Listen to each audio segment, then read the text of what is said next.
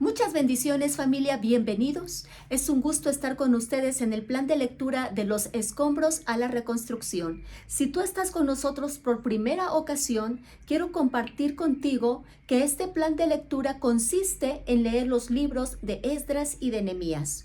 Hoy estamos en la lectura del capítulo 4 del libro de Esdras, que está muy interesante y que yo estoy segura que Dios te va a hablar poderosamente. Prepara tu Biblia, tu libreta de apuntes, para que puedas anotar aquellas frases, aquellas palabras claves con las que el Espíritu Santo te está ministrando en tu corazón. Comparte con alguien esta transmisión, porque yo sé que hay personas que tienen todo a su alrededor derrumbado y necesitan reconstruir. Y sin más preámbulos, vamos a comenzar orando. Padre nuestro que estás en los cielos, gracias por esta dicha, por este favor, porque nos estamos capacitando, porque estamos aprendiendo a cómo reconstruir. Yo sé que el enemigo se va a estar oponiendo.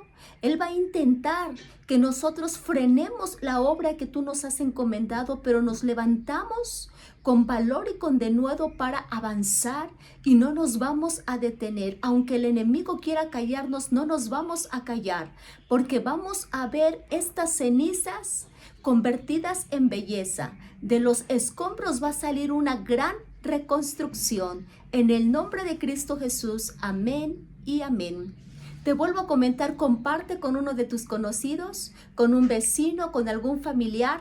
Comparte, porque yo sé que también va a ser bendecido grandemente. Y vamos a iniciar con la lectura de Esdras capítulo 4.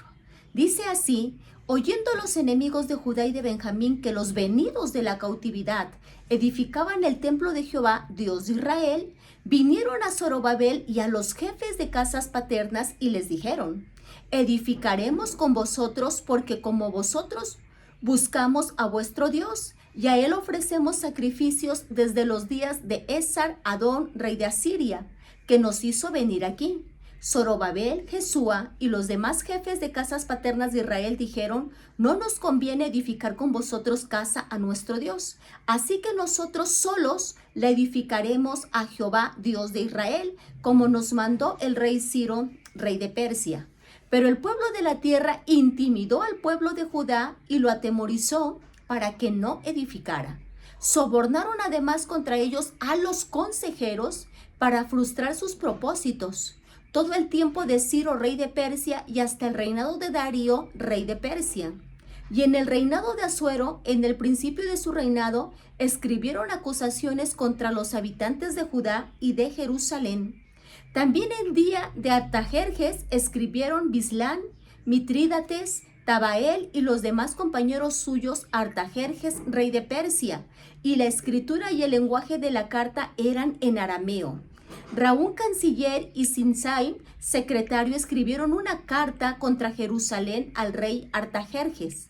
En tal fecha escribieron Raúl, canciller, y Simsai, secretario, y los demás compañeros suyos, los jueces, gobernadores y oficiales, y los de Persia, de Erec, de Babilonia, de Susa, esto es, los elamitas, y los demás pueblos que el grande y glorioso Asnapar transportó e hizo habitar en las ciudades de Samaria y las demás provincias del otro lado del río.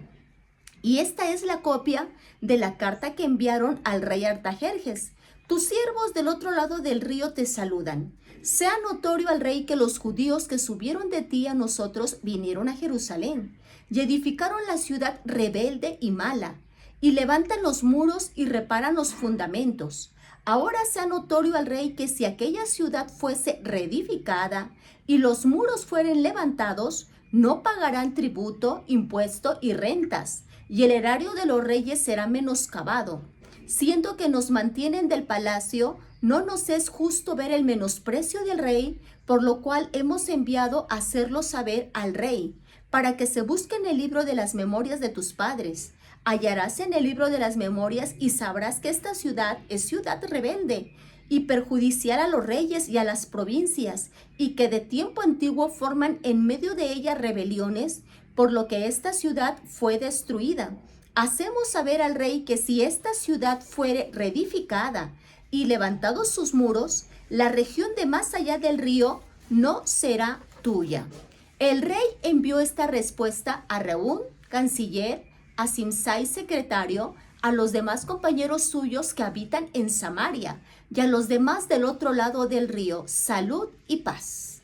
La carta que nos enviasteis fue leída claramente delante de mí, y por mí fue dada orden y buscaron y hallaron que aquella ciudad de tiempo antiguo se levanta contra los reyes y se rebela, y se forma en ella sedición, y que hubo en Jerusalén reyes fuertes que dominaron a todo lo que hay más allá del río, y que se les pagaba tributo, impuesto y rentas. Ahora pues, dad orden que cesen aquellos hombres, y no sea esa ciudad reedificada hasta que por mí sea dada nueva orden.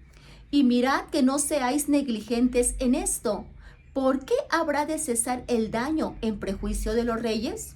Entonces, cuando la copia de la carta del rey Artajerjes fue leída delante de Rehum y de Simsai, secretario, y sus compañeros, fueron apresuradamente a Jerusalén a los judíos y les hicieron cesar con poder y violencia. Entonces cesó la obra de la casa de Dios que estaba en Jerusalén y quedó suspendida hasta el año segundo del reinado de Darío, rey de Persia. Qué hermosa es la palabra de Dios. Yo tengo que decirte que la palabra de Dios no únicamente son frases célebres, moralejas, poesía e historia. Toda la palabra de Dios fue escrita con un propósito. Y dice la segunda carta de Timoteo, capítulo 3, versículo 16, que toda la escritura, los 66 libros, toda la escritura es inspirada por Dios. Y es útil para enseñar, para redarguir, para corregir, para instruir en justicia. ¿Con qué propósito? Para que el hombre de Dios esté totalmente preparado para toda buena obra. Qué bueno que hoy tú estás en este plan de lectura de los escombros a la reconstrucción, porque tú te estás capacitando, Dios te está preparando para que tú puedas realizar todas las obras enormes que Él ha dispuesto para ti. Entonces, si tú estás listo para ser ministrado por el Espíritu Santo, escribe ahí en la caja de comentarios: yo voy a trabajar en las buenas obras que Dios ha estipulado para mí. Y antes de adentrarnos en el análisis de este capítulo 4, yo quiero compartir contigo algunos datos muy importantes. Escúchame esto, el libro de Esdras se divide en dos secciones. La primera sección es del capítulo 1 al 6 y la segunda sección es del capítulo 7 al 10.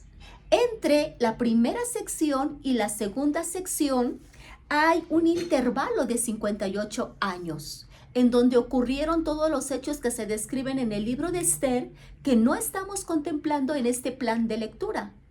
Entonces, escúchame atentamente, porque de acuerdo al orden cronológico histórico, lo primero que sucedió fue la primera sección del libro de Esdras, luego vienen todos los sucesos narrados en el libro de Esther, después sucede lo que viene escrito en la segunda sección del libro de Esdras y al último todos los sucesos que están registrados en el libro de Nehemías. Este es el orden histórico de los hechos. Y este capítulo 4 nos da una enseñanza magnífica porque nos narra cómo se levanta la oposición para detener la obra de Dios.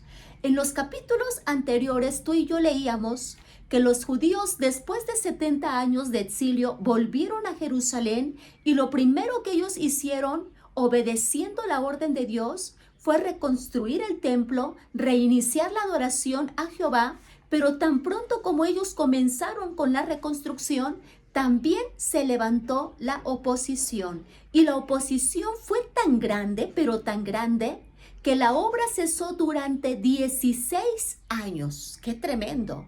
Y tal vez tú ahorita estás reconstruyendo y estás contento, estás gozoso, pero se te ha levantado la oposición para detener lo que tú estás haciendo para Dios. Y yo no sé qué oposición es la que se te ha levantado.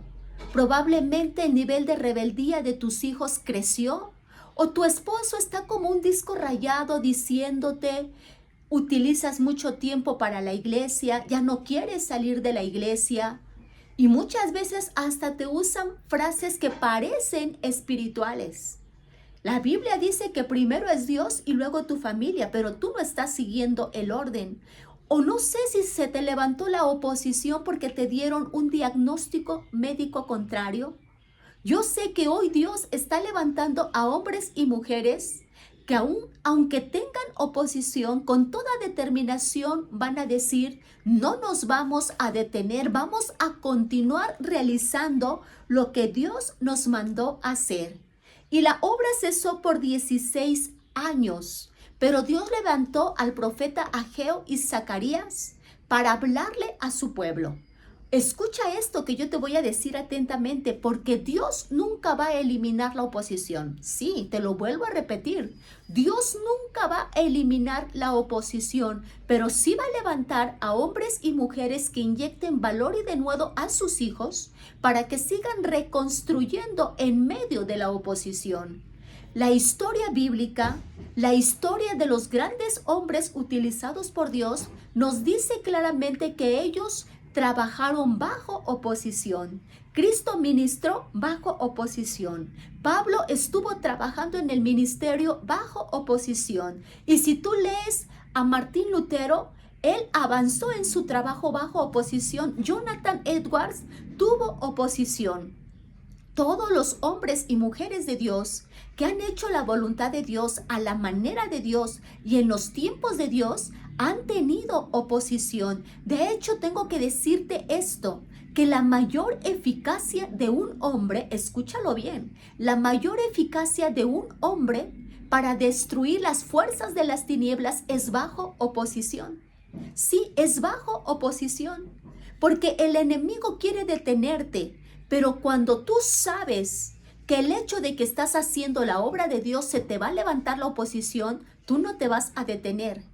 La Biblia dice que los israelitas cuando estaban en Egipto, en esclavitud, mientras más los oprimían, más se multiplicaban. Ahora escúchame, porque a mayor tempestad, mayor propósito.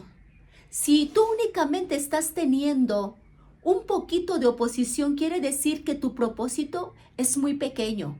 Si tú únicamente estás recibiendo una brisita, tú no vas a llegar muy lejos. Pero si tu guerra es fuerte, es porque tu llamado es fuerte.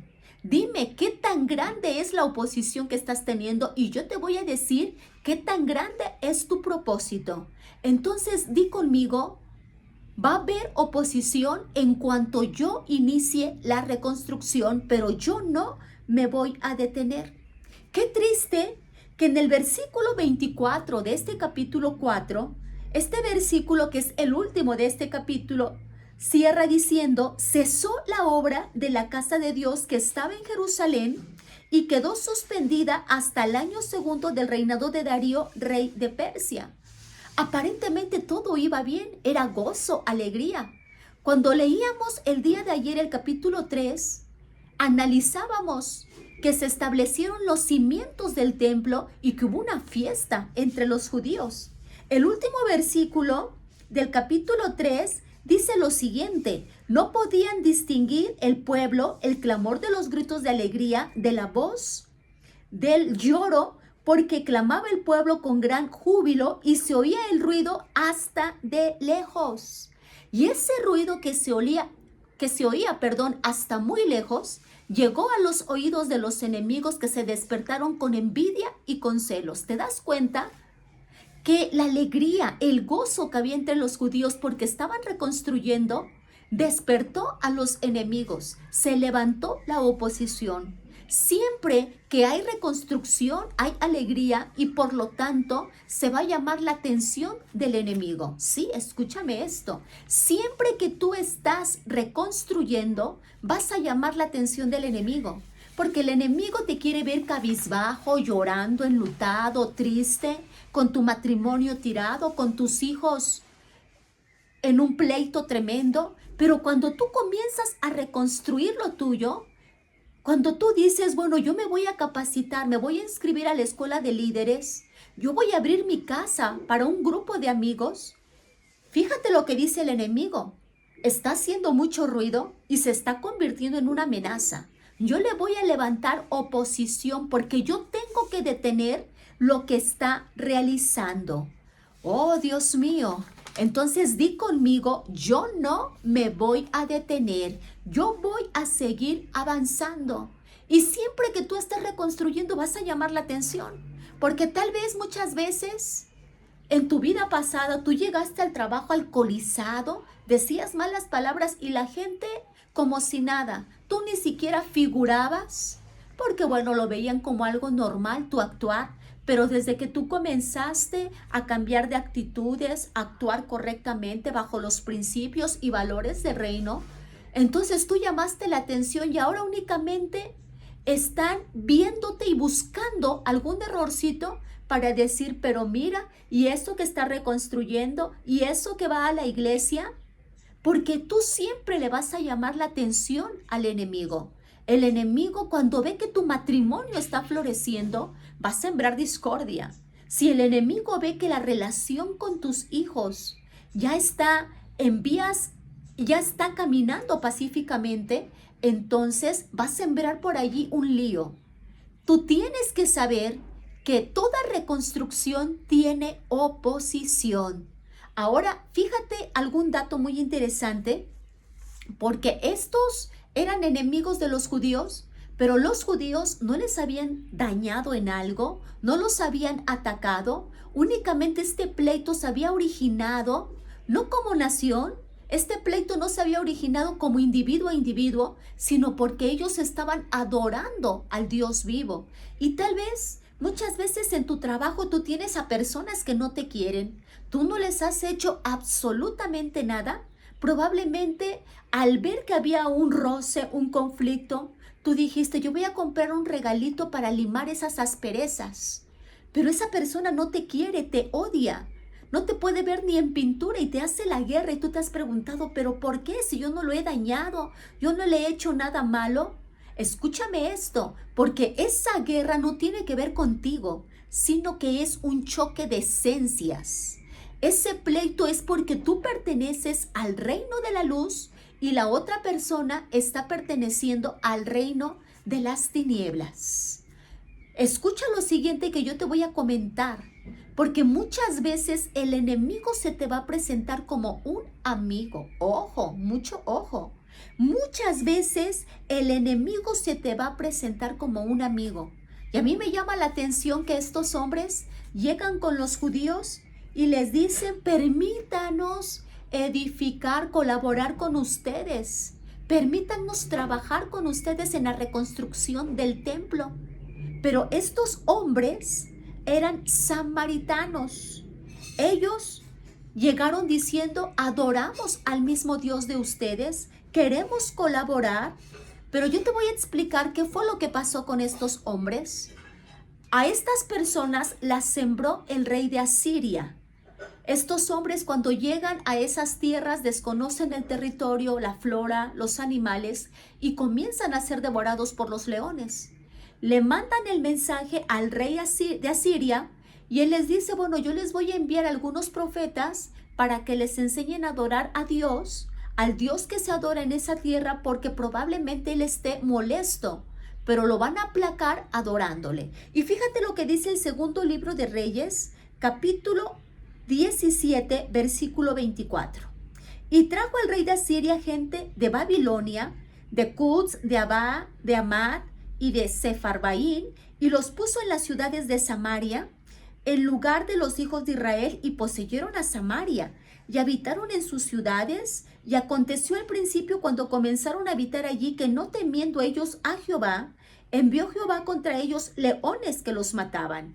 Dijeron pues al rey de Asiria, las gentes que tú trasladaste y pusiste en las ciudades de Samaria, no conocen la ley del Dios de aquella tierra, y él ha echado leones en medio de ellos, y aquí que los leones los matan, porque no conocen la ley del Dios de la tierra.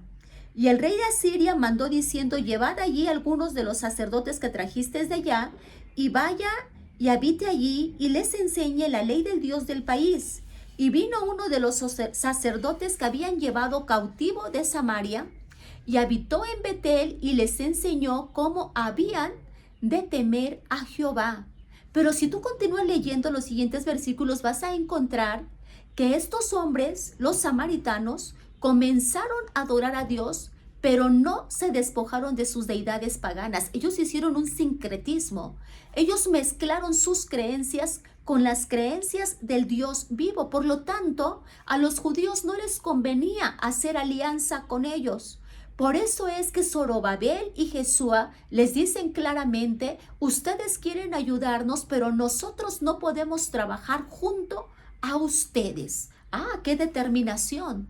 Fíjate qué determinación la de estos hombres. Ustedes quieren ayudarnos, pero les decimos tajantemente que no van a colaborar con nosotros. Y yo oro para que el Espíritu Santo te dé discernimiento y sabiduría, porque no todas las ayudas son convenientes. Hay personas con las que tú no puedes hacer alianza. No todos los consejos de tus amigos te convienen. Vámonos a echar unos tragos, no va a pasar nada. Miente en tu declaración fiscal, todo mundo lo hace. Y Dios, tu Dios te va a comprender. Hay jovencitas a las que el enemigo ha engañado. Andan de novias con un joven pagano y les dice, te ama tanto que se va a convertir. No, aléjate de esa relación. Dios quiere librarte del lloro y de una vida amarga. Así que cuidado con quien tú haces una alianza. A mí me encanta que Zorobabel, Jesúa y todos los jefes de las casas les dicen a estos samaritanos, a ver, señores, no vamos a colaborar con ustedes, no vamos a trabajar con ustedes, estamos determinados. Estamos determinados. Di conmigo, yo también estoy determinado a no hacer alianzas incorrectas. Mucho ojo, porque hay personas que se van a presentar a ti como tus amigos para hacer alianzas, pero en realidad son tus enemigos. Y te van a decir, ¿qué pasó? Vamos a divertirnos un poquito. Esas personas no son tus amigas, porque un amigo quiere lo mejor para ti, quiere tu crecimiento, quiere el bienestar de tu familia. ¿Por qué te insiste tanto en que te vayas a gastar el sueldo de toda la semana? Tal vez sea tu enemigo y no le importe ver que tu mujer o que tus hijos estén pasando hambre y que no tengan lo que requieren para una vida digna. Así que di conmigo, yo le pido discernimiento al Espíritu Santo para que yo haga alianzas con las personas correctas y tenga determinación para decirle que no a todo aquello que me perjudica. El apóstol Pablo escribe ahí en la primera carta a los Corintios 10:25, todo me es lícito, pero no todo me conviene. Ah, Dios mío, esto está tremendo. Todo me es lícito, yo puedo hacer lo que yo quiera, pero no todo me conviene. En otras palabras, lo que el apóstol Pablo está diciendo, con determinación, tú le tienes que decir a todo ese enemigo que ha venido a ti con careta de amigo, yo no voy a ir a una parranda porque destruye a mi familia, no me conviene. Yo no voy a serle infiel a mi cónyuge porque no me conviene. Yo no voy a decir mentiras porque perjudico a mis hijos. Abro brechas al enemigo de maldición y a mí no me conviene. Yo no voy a hacer cosas incorrectas porque a mí no me conviene. Yo no voy a coquetearle a otro hombre porque a mí no me conviene. Hoy se tiene que levantar una generación determinada y decir, no voy a hacer alianzas con aquellos enemigos que vienen como amigos. Y fíjate los pasos que utiliza el enemigo para engañarte. Primeramente, él te va a venir con una mentira. Porque estos hombres lo primero que les dicen es, nosotros adoramos al mismo Dios. Ustedes adoran al Dios verdadero, también nosotros lo adoramos. Y eso era una mentira. Ellos tenían una mezcla de muchas deidades. El enemigo siempre va a querer engañarte y te va a decir, mira, tu familia está totalmente desunida. Si tú no le das tiempo, no la vas a contar, te está mintiendo. Mira, tu hijo necesita que tú lo lleves al fútbol el domingo, si no, no va a tener identidad. te está mintiendo. Lo que el enemigo quiere es que tú suspendas la obra de reconstrucción. Pero este es el tiempo de que tú te des cuenta cómo está trabajando el enemigo. Entonces, el primer paso que da el enemigo para engañarte es decirte una mentira. Y el segundo paso, escucha lo que dice este libro de Esdras: pero el pueblo de la tierra intimidó al pueblo de Judá y lo atemorizó para que no edificara. Versículo 5. Y sobornaron además contra ellos a los consejeros para frustrar sus propósitos todo el tiempo de Ciro, rey de Persia, y hasta el reinado de Darío, rey de Persia. El enemigo quiere sembrarte miedo, discordia, porque quiere que tú te paralices. Porque sabe que tú con miedo no avanzas, te estancas. Pero Dios nos dice a través del apóstol Santiago en el capítulo 1, versículo 17, que no nos ha dado un espíritu de cobardía, sino de amor, de poder y de dominio propio. Ahora, yo te quiero comentar esto tan importante que yo sé que va a edificar tu vida, porque hay conflictos que son inevitables. Hay personas que siempre le huyen a los conflictos, pero hay conflictos que son inevitables, porque cuando hay dos posturas contrarias, son irreconciliables. Y no todas las personas van a comprender tu determinación por vivir de acuerdo a los principios y valores del reino de Dios. No todas las personas van a comprender cuando tú les digas que no. Y te voy a poner un ejemplo bien sencillo. Si tú te convertiste al evangelio y tu cónyuge no, y si lo tenías acostumbrado a que a todo le decías que sí, y conforme tú vayas leyendo la palabra, la vas escudriñando, te das cuenta que hay cosas que tu cónyuge está haciendo que a Dios no le agradan, tú le vas a decir que no. Y eso va a generar un conflicto. Por lo tanto, hay conflictos que son inevitables. Zorobabel y Jesúa y todos los jefes de la casa, cuando llegan los samaritanos, les dicen claramente: no vamos a colaborar con ustedes, no nos conviene, nosotros queremos caminar de acuerdo a los fundamentos, queremos obedecer la ley de Dios, y esto genera un conflicto. Los comienzan a atacar y le escriben una carta al rey de Persia para que detenga la obra. Escúchame, porque el hecho de que tú estés haciendo las cosas correctas no te va a quitar de conflictos. Es decir, el hacer las cosas correctamente no significa ausencia de conflictos. Muchas veces, precisamente porque tú estás haciendo las cosas correctas, se te van a levantar los conflictos. Se te van a levantar los conflictos cuando tú haces las cosas correctas. Por ejemplo, estás trabajando en una empresa en donde hay corrupción, y en el momento en que tú les digas: yo ya no voy a participar en realizar una factura falsa, se te va a levantar el conflicto. Tu familia hace pachanga todos los fines de semana y tú ibas a ese reventón. En el momento en que tú les digas: yo ya no voy a estar con ustedes emborrachándome, yo ya no voy a participar en esa fiesta, se va a generar el conflicto. Por lo tanto, hay conflictos que son inevitables, pero que sí requieren de tu determinación, requieren que tú te determines a decir: yo voy a agradar a Dios. Hay conflictos que son inevitables, y esto tú lo tienes que comprender. Yo oro al Espíritu Santo para que Él siembre esta frase en tu corazón: hay conflictos que son inevitables. Porque si tú no crees en esto, de pronto te vas a frustrar cuando veas los conflictos y vas a decir: desde que yo me convertí a Cristo, se me levantó una guerra como nunca. Yo comencé a hacer las cosas correctamente, pero de pronto todos son problemas. Hay conflictos que son inevitables. Por eso es que Jesús dice ahí en Mateo 10, 35 y 36, Jesús dice: porque he venido para poner disensión al hombre contra su padre, a la hija contra su madre, a la nuera contra su suegra, y a él y los enemigos del hombre serán los de su casa. Ahora, fíjate, porque tenemos que interpretar correctamente esto. No significa que tú eres una persona conflictiva, no. Porque si Cristo mora en ti, tú eres un reflejo de Dios y en ti hay amor, gozo, paz. Y llevas a donde quiera que tú vas, paz. Pero muchas veces el hecho de que tú tengas una postura diferente te va a generar conflictos. te va a generar problemas.